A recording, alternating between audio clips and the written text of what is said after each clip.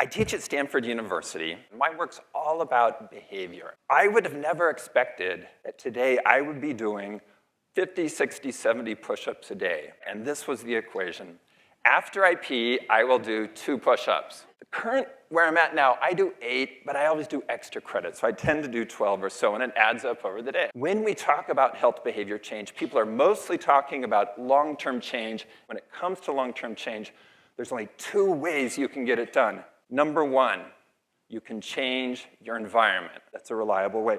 It also includes your social environment. Changing the environment is a reliable way to change your behavior. However, it can be tricky, especially the social environment with families and coworkers. So there's one other way of changing your behavior long term. It does not have to do with motivation. You already know how to floss all your teeth. That's not what you're lacking. You need to train making it automatic. There's a new way to create habits that is reliable. Now, when we look at health outcomes, what do we want to do? Well, things like lose weight, manage stress, and so on. You need to design for the behaviors that lead to the outcome. And if you take an issue like weight loss, there are many, many behaviors that can contribute to that outcome. And as we create what I call these tiny habits, we will then approach this health outcome in a very reliable way.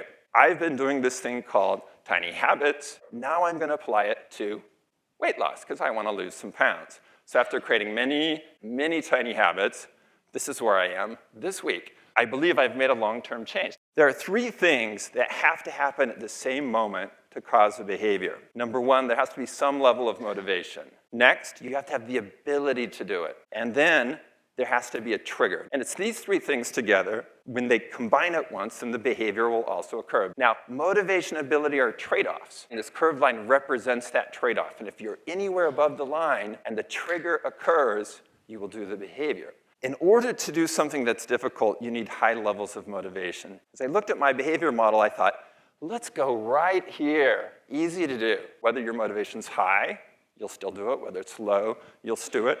What I hadn't solved was, how do we trigger that behavior?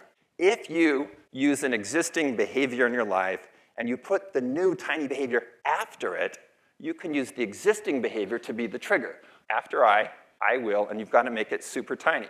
After I pee, I will do 2 push-ups. After I brush my teeth, I will floss 1 tooth. So I encourage you, look at what you want to change, break it down to tiny behaviors. You don't have to amp up motivation. All you have to do is plan it out and let this natural process emerge. Thanks, everybody.